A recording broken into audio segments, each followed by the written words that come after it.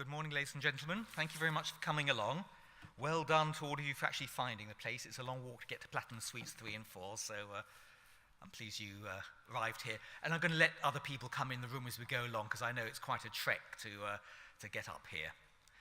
We're talking about mobile this morning, and as my first of my Genesys sessions, and I called it Mobile First, because as you may hear from the speakers, mobile is growing so fast as a channel now that you probably need to think about mobile ahead of thinking of the web. And you might get that message from my three speakers.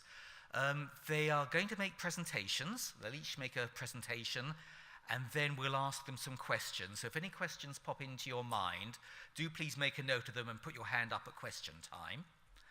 And I've asked my speakers if they can make their presentations available online, which they can do. The only person who can't is Joachim from Sabre here, because he must have some really exciting stuff on his presentation, so we'll look forward to seeing.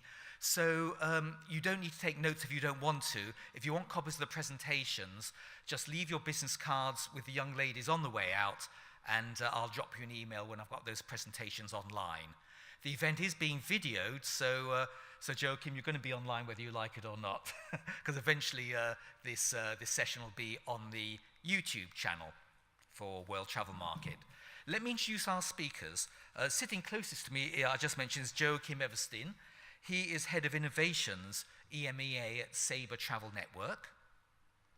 And next to him, sitting in the middle, is Drone van Velzen, who's Chief Executive Officer of the Sound of Data, which specializes in apps. You'll hear more about that.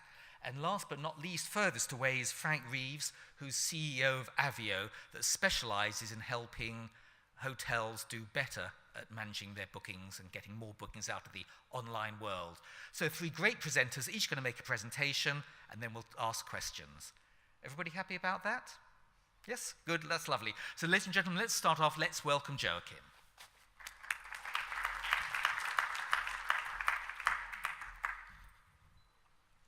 Thank you very much. I'm Joachim Everstein, and as said before, I work as the Innovation Manager and the Technology Evangelist for Sabre Travel Network here in EMEA. So today I would like to speak to you about mobile and mobile first. So I'll start out like, I'll start out like this. Hey, I'm Joachim. I am a deviceaholic. Whenever I travel, I carry at least 4 different devices with me. I usually have my work phone, my private phone, my tablet, my laptop, my smartwatch, and sometimes even Google Glass, believe it or not.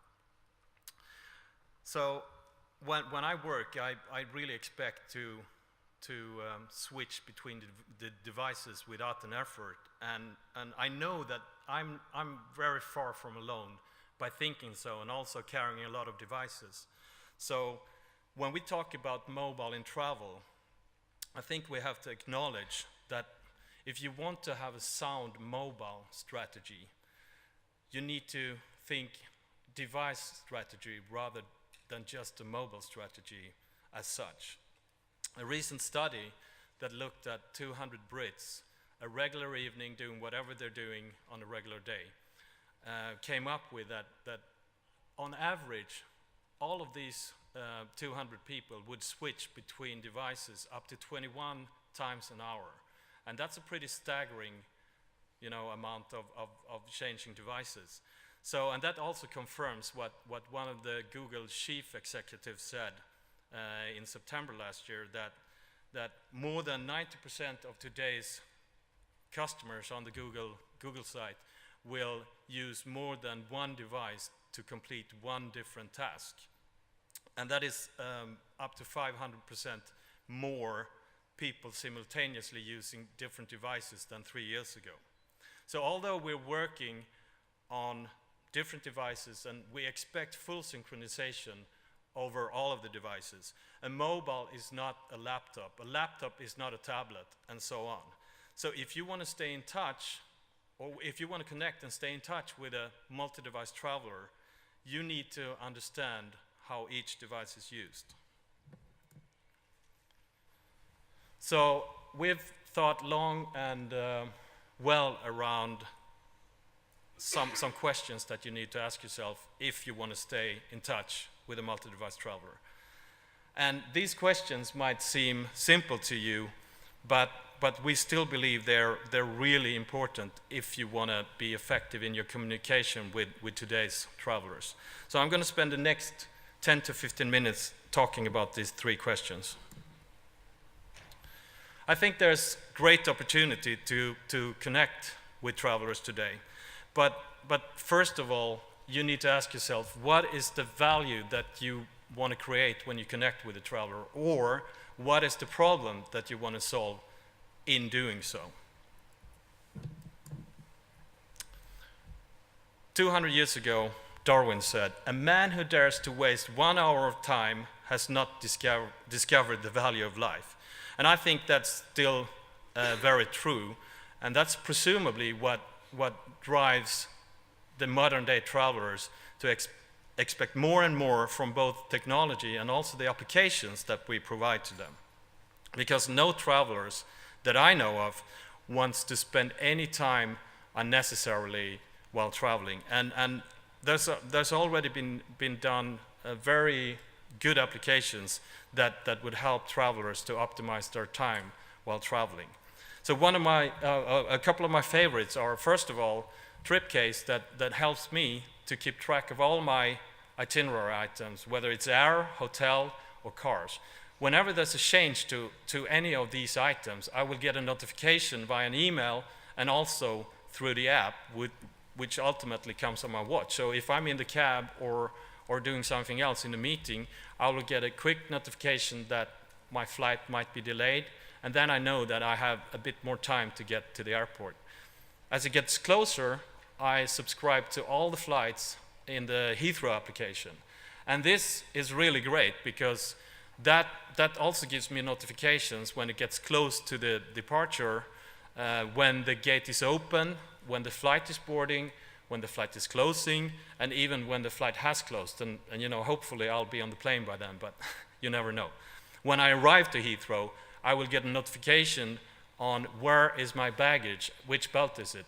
So this application has really helped me to not having to stand around the flight information boards and, you know, huff and puff with the other 1,000 passengers that are there. And to me, that is creating real value because it helps me to relax in a very sort of stressful environment as the airports are. And finally, Citymapper, if I ever have some time to spare when I'm traveling, this application can tell me all about a city, sightseeing-wise, and things like that. And these are really 3 purpose-built applications that adds really great value to me as a traveler. So if you think that you can offer immense value to a traveler at some point on her or his trip, then you need to be able to determine all the points during the sort of travel life cycle. Think about the title of this presentation where we played a little bit with words. Where are your travelers? Slightly misspelled. Is it before, during, or is it after a trip? So travelers use very different behaviors on different devices. And plotting out when to connect with them is essential, as this will drive how you do this across different devices. One example here is that we gained from insights from our consumer brand, lastminute.com and Travelocity. We found that if you book, or people who book a hotel from a desktop, they do that in average 21 days before. When they do it on a tablet, that goes down to about 7 days. And from a mobile device, it's everything from 48 hours before stay until even 1 hour before. Because nowadays there are applications like Hotels Tonight where they release any distress inventory at 9 a.m. every day, and you can actually get a very nice room at a very low cost, very, very late, or very short before your stay. That data that we gained, or the insights that we gained from our consumer brand, also tells us that people are more willing to spend money long before the trip, because usually that's when you want to secure something. If you had planned a romantic weekend with your partner, or if you're going to an industry event like this and you want to stay at the same hotel as your colleagues, then you don't want to end up, if they are staying here at Excel, and you don't want to end up staying across London somewhere else. So this is a very critical step. And without knowing when a traveler is likely to make certain decisions and how they behave on each of their devices, you will never be able to engage with them effectively. So the third question, how do you connect with the travelers? For me, this is really where the rubber hits the road and what I spend most time thinking about. Again, I think there's great opportunities to connect with travelers during the trip, because this is also when you as a traveler are most open to being engaged with and also most willing to spend money, actually. I think about myself when I come home from a long trip and I'm going home on a Friday night. We only get to fly economy on short haul, but I feel that I have deserved to spend money on an upgrade, for example, or on a new suit at the airport, or what have you. So that's a really good opportunity for you to engage with the traveler. So what's in a really great app? We talked about that it needs to contain a value. You need to solve a problem for the traveler. So what else? Most devices today are equipped with GPS or Wi-Fi or even Bluetooth. And these technologies, we have experimented in our Sabre Labs team to create something called a geofence. A geofence is really a virtual area on a map that we can mark, and whenever a device is moving in or out of this area, we can trigger certain actions. So here's an example of that. Imagine that you're 2 hours away from the airport, the flight is closing within 1 hour, and there is no way that you will make the flight in 1 hour. So what this technology can enable is to send the airline a notification that you will not make the flight, so they can proactively rebook you to the next available flight. And in this case, the next available flight was only available tomorrow, so they can also set me up in a hotel very close to the airport and just send me a notification, and that would, prevent, or that will help me in terms of not having to go to the airport and have to hassle to stand in line to get my ticket changed and find a hotel and so on. So in this case, it's a win-win, because the airline will get the credit of being service-minded, and you as a traveler will have less hassle. Again, playing with words, and now it's in the title, where are your travelers? When we talk about wearables, I think Google Glass comes to mind first of all, and this is a technology that I think over time can help you to create real value. For an example, as an airline or airport guide, where you're in a big airport and you need to go from one terminal, for example, to another one. I have one really good example where I came to Frankfurt Airport. I was transferring from Terminal A to Terminal B. I look up and I see Terminal B to the left and Terminal B to the right. And of course, I took to the right, which was the longest way, so I ended up having to run to the gate. And I was thinking, what if I had an application that would tell me exactly how far is it to the gate? Where do I have to go? Where is the closest restrooms? Where are the restaurants? And where is the last tax-free shop, for example? And this is from the traveler perspective. From a travel provider perspective, there are already companies like Virgin Atlantic using this technology. In this case, they have equipped all their VIP staff with the Google Glass. So whenever one of their VIP customers walk up to the reception area, they will know everything about this passenger and that passenger's booking, which means that they can provide really, really good service to their premium passengers. And I think that's a fantastic example of how you use cutting-edge technology, apply it in travel, and bring very much value to your customers. So, I'm running out of time here. I'm looking at Paul. Just to recap the 3 questions.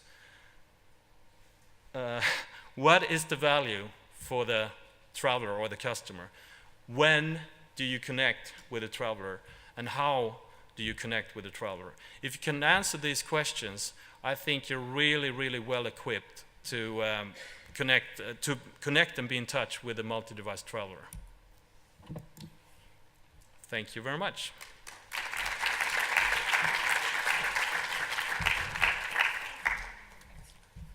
Thank you, Joachim, for that. Great opening presentation. I've got some questions. I hope you have as well.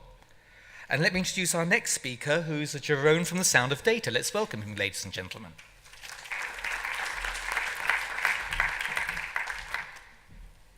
Thanks, Paul. Okay. Thank you. I'm going to do something else. Are you okay with this? Otherwise, I have to stand here like a statue. I'm only allowed here because otherwise I'm off camera, right? Okay. So I'm here to tell you today a little story about traveler happiness. And you might say, well, what has that to do with mobile? Well, I explain. It has to do with the fact that we believe that traveling should be about traveling and not about booking. As we've seen across this industry, that actually the travel industry is actually a booking industry. And then we do the booking and it's bye-bye. And with all of these new technologies that Joachim also showed, we actually have a huge opportunity to connect this industry back to the traveler again. And that is what we call traveler happiness. So we're on a mission to create happy travelers. And that's what we do as a company as well. So let me share that journey with you, and I hope to inspire you to join us on this journey. So we create traveler happiness for 3 big industry players, which are OTAs, online travel agencies, but also offline travel agencies, travel management companies, meaning we also want to create happy business travelers, and then we also do that for corporates. So corporates who have a lot of employees on the road that they also want to serve, so they can create happy business travelers as well. Some of our customers that we serve, really interesting, across the globe, 42 different countries, and this is a universal thing. This is a global thing. It doesn't matter whether you're in Hong Kong, in Russia, or Europe. A traveler is a traveler, and the happiness works around the globe. So why? Why do we want to take on this journey? Well, actually, as stated before, this industry is about bookings. And nobody cares for travelers. We care for the bookings. Because we follow the money, right? So we make the money on the booking, so we focus on the booking. But traveling itself is not about that booking. But once I'm traveling, it's actually a silo experiment. So everything that I do, any supplier, is a silo treatment. So if I'm flying, I'm within the flying silo. And then I move to the hotel silo. And then I move to the car rental silo. And within that silo, I might get a decent treatment. But across silos, which is the actual traveling, there is no experience. Because nobody owns the entire traveling experience. It's a silo treatment. And they only care for us while we're in their silo. So we have to break out of that. So how do we break out of that? Most of the innovation, all of the technology, also when you walk around this conference, is investments in distribution technology. It's a new booking tool, it's the new XML API, it's the new thing. But let me share you a little secret. Anything that you want to book in this world is somewhere in a database. You only have to get it out. So the real innovation in this industry will not be about booking technology, booking faster, booking speedier, booking on a new screen, booking on a glass, or booking on a watch. That'll all be solved, because all the data's there. You only have to get it out. So this entire focus on distribution, our lives as travelers, it will not change. Why? Everything around us is changing, but our lives as travelers are not changing. Well, we got all this technology around us to make our lives so much better. So why isn't that happening? And the opportunity is so big. So I want to share you, okay, how can we do this? Where's the money then? Because the money is in the bookings, right? It is. Because every booking will lead to a new booking. Because if I go on a plane, I might need to sleep somewhere. And if I need to sleep somewhere, I might need something to get to my accommodation where I sleep. So every booking should lead to a new booking. And this can only happen if we focus on this cycle and we move out of the saving mode. So if we look at the travel cycle, all of that booking money, I as a traveler am in saving mode. I want to save €2 by switching airlines. I go to Skyscanner or Kayak, I find the lowest provider and I shift providers for $2. But once I start traveling, I get spending like crazy. You know, I might take the upgrade. I might buy a cup of coffee in Starbucks for €5 or $5, and it's gone again. Meaning, travelers are spenders. Bookers are savers. Who would you like to sell to? Savers or spenders? I'd sell to the spenders. And now we have the opportunity because we have technology, we have communication technology at hand that allows us to do it. So if you really want to do business with travelers, the only way you can do so is by reaching out to them using their mobile devices. And it doesn't matter what kind of device, whether it's a watch, a glass, or it doesn't matter. You just have to understand what a traveler is doing while he is traveling. And do you, as a brand or as a supplier, want to be part of that journey? And not in a silo, but across the experience. So the business model to do it is first you need to mobilize your customer. You need to build a mobile relationship. So if you're still thinking about that app or thinking about that mobile website, you better get to it and put some rubber on the ground. Because if you don't, someone else will build that relationship with your customer. So that's the first thing. And once you mobilize them, you move into the next layer, and that is building a meaningful relationship. The big word is engagement here. So how do you engage with a traveler from door to door, from home to home? How do you do that? That's the big game. And nobody's cracked that yet. So how do you do that? How do you build engaging relationships? An engaging relationship that should also lead to a transaction. Because, you know, we still need to make money. And in order to do so, you need to build a relationship that is trustworthy, that is useful to the user, and which is easy to use. Don't give me technology because it's technology, but it has to be really easy to use. And it's very hard to do, as it is complex. And then, if I have built a relationship, I also need to understand you, because that's what happens in relationships. You got to build trust. And I, as a supplier, have to show you that I understand you. And now it becomes difficult. Because then we need to understand, from a systems perspective, what your actually intent is. So what's your actual intent? What are you going to do next? What are you going to do next? Not all of you, but you on a personal level. And this is when it gets complicated. Because I will need something else than you. But I will have to find out. Otherwise, I'll be selling all the stuff to all the same people. Will never work. Because all of these devices are very personal. It's my phone, it's my glass, it's my watch. It's not some screen that everybody looks at. It's yours. So it has to be really personal. So you have to understand what your customer actually wants. And then we can talk about big data and predictive analytics and all kind of crap. But it comes down to finding out the intent of your traveler. And you know who's done a really great job at this?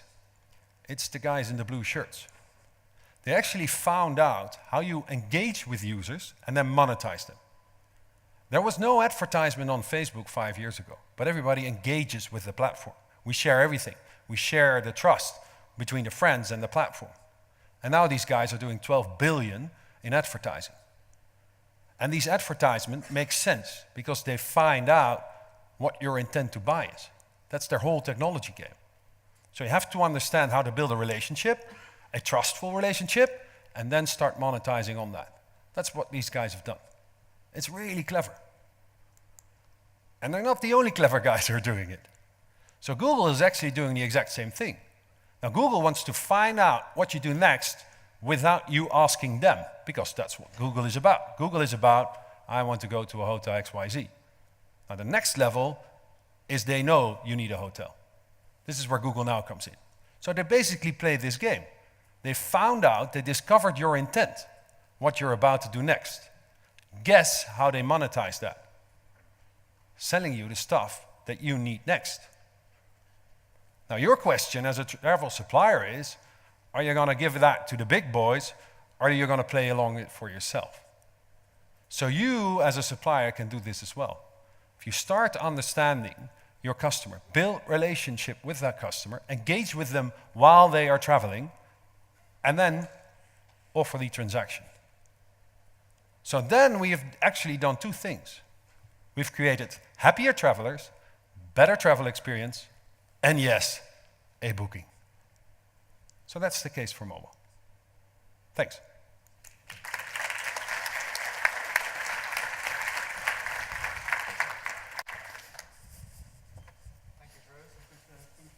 I'll look forward to chatting a little bit more about that with you in a moment. But first of all, ladies and gentlemen, let's say hello to Frank, who's going to give you his presentation.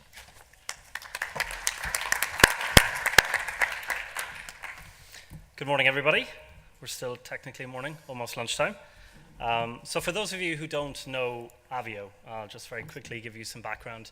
Avio partner with the industry, with the hotel industry, I should say, to grow and optimize direct bookings.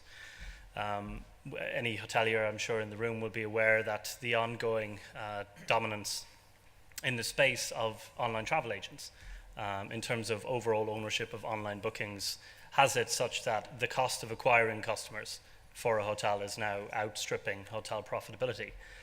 So we partner with the industry and take ownership of the direct channel and effectively put and bring the right kind of conversion optimization technology onto that channel to really get the hotel and the hotel group to the point where it is as clinical with its own conversion as the OTAs are with theirs. Improving conversion obviously improves and feeds back into digital marketing. I'll show you a little bit of the link between those two a little bit later. So we've been working in the industry, partnering with hotels and groups for 11 years now. Our core product is in the booking conversion space.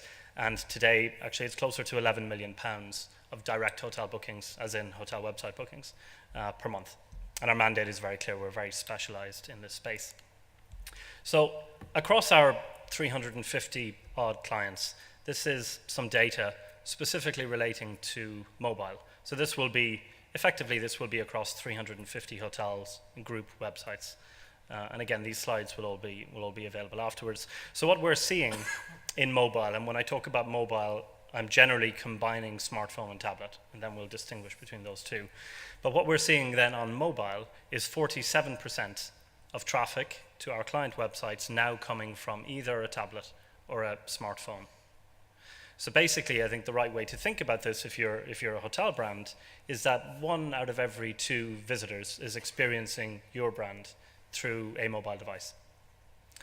That's grown radically. We'll hear from Google a little bit later on today, I believe, and they'll talk about the massive surge toward mobile in terms of travel research, and we see that directly.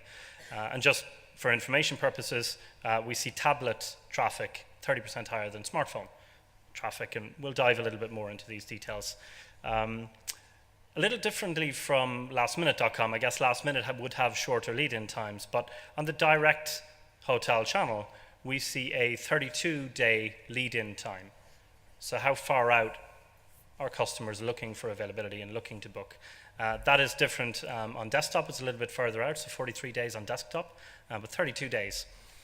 You'll have brands like Hotel Tonight, obviously, that have moved from one night stay or 2 night stay to now 7 nights out, and they're really trying to move the industry toward, don't make your booking until you're practically there, or 7 nights out. So we're seeing that trend, I guess.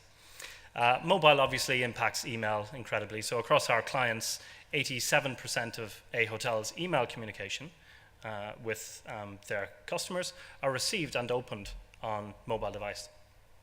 So I guess it's one of those important things to consider if you're working on an email campaign, just that the vast majority of people now are receiving those email communications on a mobile phone, and are those campaigns actually written and optimized for those? Are the links that are in those campaigns sending toward a mobile specific channel?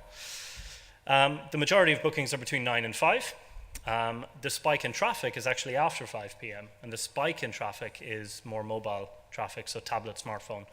Again, Google will talk about more or less everybody watching TV with another device in their hands. We definitely see that. It's actually reinventing advertising online, that you're watching TV, you have your tablet or your smartphone there, so advertisers are really chasing this.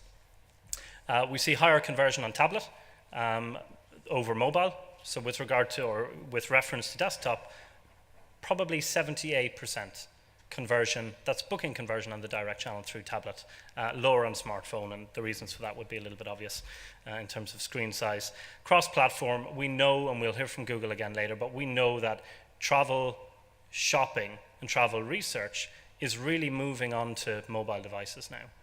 And what's happening is, because that's such a fundamental part of travel shopping, you're going from your mobile to your tablet, to your desktop, maybe you'll book on the desktop. But this cross-platform travel research is absolutely clear. So I thought I'd just pull out some of the major brands and that we could talk for a few minutes about how these major brands are shaping and influencing the direction of travel and of mobile. So with Google, for example, they will talk about the dramatic shift in, or spike in, travel research on a mobile phone.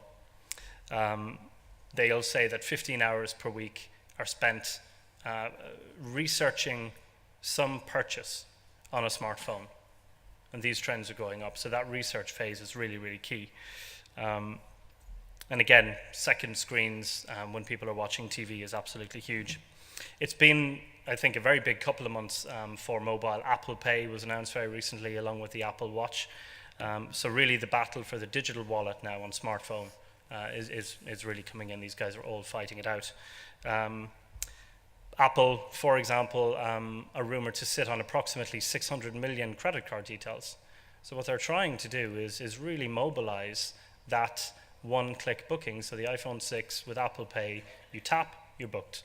And the hotel industry in general, every industry, but certainly hotels, will need to evolve with the times as mobile moves to facilitate things like one-click. Apple will be a major player here. These brands and these categories in the industry really do overlap, however. For example, Siri, which is the voice search feature that Apple use, is powered by Bing, the Microsoft search engine, not Google. And Bing search results are influenced by your Facebook content. So for example, a search on Apple, Bing, for hotels, will link you with your Facebook account, and the hotels that your friends like on Facebook will come back through Bing and form some of those search results on an Apple phone. Microsoft own a shareholding in Facebook. This is why Google, with Google+, their social network, ultimately search is really about relevance. And if I get more relevant results from Bing than I do with Google, maybe I'll use Bing a little bit more. So the tie-in between what I like and what I share and what my friends and contacts like and share on Facebook, informing search is an absolutely key one. PayPal are accepting Bitcoin. So Expedia earlier this year, I think it was midsummer, Expedia announced that they're now accepting Bitcoin as a payment model. PayPal, obviously a huge contender and player in the mobile digital wallet space. So this one-click booking. So again, hotels will really need to move with the times, and when it comes to the hotel's own direct brand online, they will have to change how they approach, rather than expecting customers on smartphones to follow the traditional 5-page, 16-digit credit card detail booking process, when the alternative is close to one click on an OTA app or facilitated via PayPal and soon to be Apple. I think it'll be very clear. TripAdvisor is now the biggest, most downloaded travel app. So I think they surpassed 170 million downloads. And again, TripAdvisor on my phone, I'm sure it's the case with most of your phones, but on my smartphone, my TripAdvisor, when I open it, links me to Facebook. And again, wants to tell me about hotels in New York on the basis of which hotels my friends have liked for New York. So we really can't talk about social media and talk about OTA and talk about meta search without understanding that, you know, your social media strategy is being filtered through and affects mobile. And it's really impossible to differentiate, to separate these things. Facebook, we've already spoken about. Samsung is on the list here as, I guess, just an example of a device manufacturer. So we're moving, obviously, from smartphone and from tablet into wearables. And wearables will be key. There is absolutely no doubt that to a hotel, their guests will arrive with the expectation of being able to unlock a room with their smartphone, being able to pay with their smartphone, not having to queue up at reception. That's absolutely key. And will be, I think we're already there. Hilton, I think, have rolled out some property management system technology where your smartphone is your room key, basically, and in-room entertainment access, etc. But where we're perhaps going with all of this is that, particularly I think in the area of wearable technology and fitness apps. So your smartwatch is measuring your blood pressure and your pulse rate, and this is all being kind of tied together such that Google will email you and say, Frank, you seem a bit stressed. There's a hotel break that a lot of your friends on Facebook like, and it's a nice relaxing break. Why don't you go there? Or the weather is going to be nice on Saturday. There's a nice spa 15 minutes from you. Why don't you take a walk? They have availability. This is what you can do. So all of this stuff is going to come together in slightly creepy, but also really interesting ways, and advertising trends will really drive all of this. So when we look at what a hotel or a hotel group can do, the difference between a direct booking for a hotel and a third-party OTA booking could be in the region of 20%. And it could be the difference between whether that hotel is profitable or not, with the OTAs dominating. Booking.com, for example, are responsible for 30% of all European online bookings. So if you're a hotel and half your business comes at 20% commission, your P&L is really being impacted by that. So when we talk about direct business, the landscape is really made up of, or the system is, well, the traffic to my website, the job of my website, and then the job of my booking engine. And to just really quickly run through these, your traffic strategy is really about maximizing the organic or the unpaid traffic, aggressively competing for paid traffic. OTAs compete very aggressively with their own hotel clients or customers, if you like, for direct brand name search. So our clients have seen approximately 30% increase in the cost of their brand name on Google because their partners, the OTAs, are trying to redirect and kind of deflect those customers through a 20% channel. Your traffic strategy has to be multi-channel. You have to have a Facebook strategy. Mobile is obviously key. And ROI, how do you actually ascertain what your PPC budgets should be? So what is the full cost of acquiring a direct booking? Factoring in all of the PPC, and we'll speak a little bit more about that. The job of your website, very simply, is to engage with the customer and try and create solid leads for your booking engine. The job of your booking engine is to try and convert those leads, optimize conversion, understand what's working, what's not working. How do you convert somebody in the States who's coming to London? What are the messages to push there? It's really not the same. Or you don't have to just serve up one flat booking engine where everybody gets the same thing. This is one of the key things that the OTAs have used to just pull streets ahead of the direct channel for hotels. So this continuous testing, A/B testing, is now absolutely essential for hotels themselves. The direct channel for the travel customer is where they go to get a sense of the hotel they're actually wanting to stay in.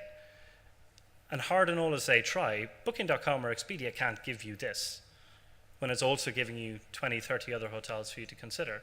And travel customers know this now. They're very savvy. So they may start their research on an OTA, but ultimately go in search of this type of information and content on the hotel brand.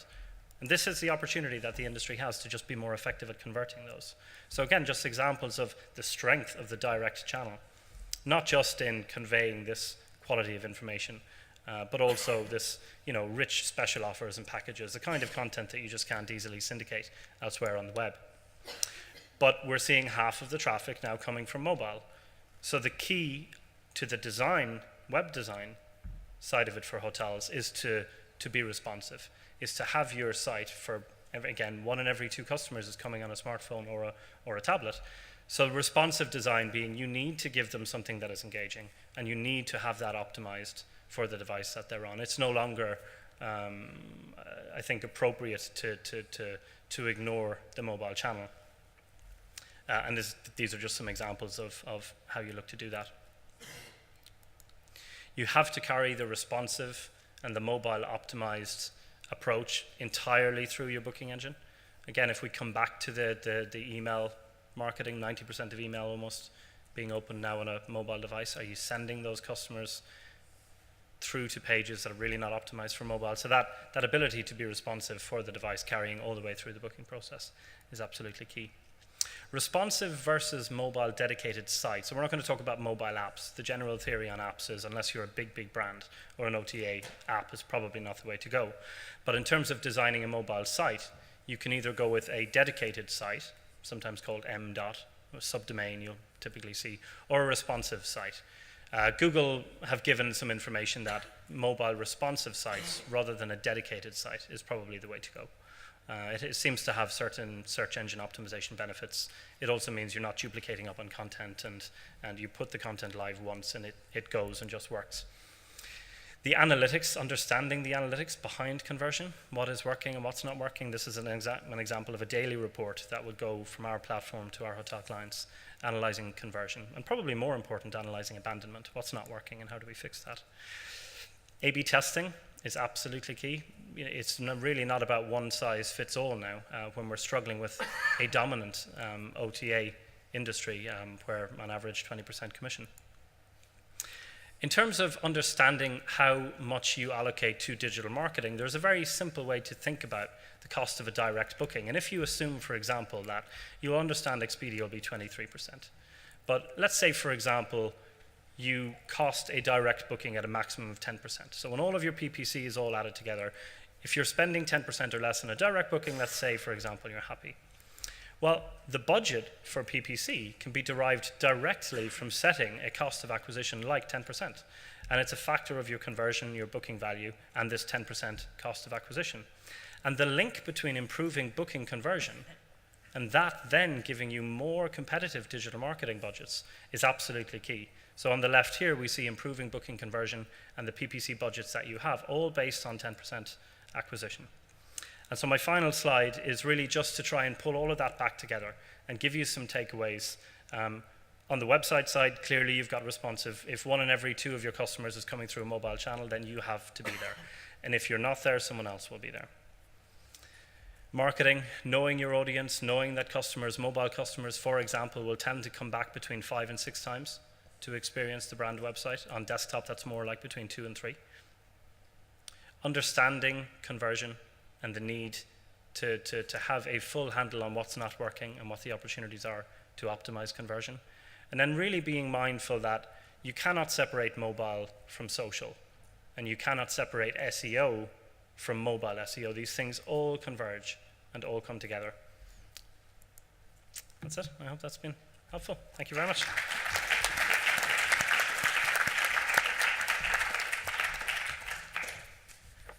Thank you, Frank, and 3 great presentations, I thought.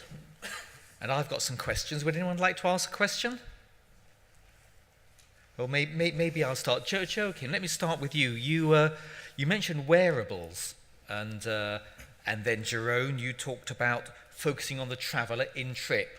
And I just wonder whether one of you might mention where we are with data roaming charges, because the whole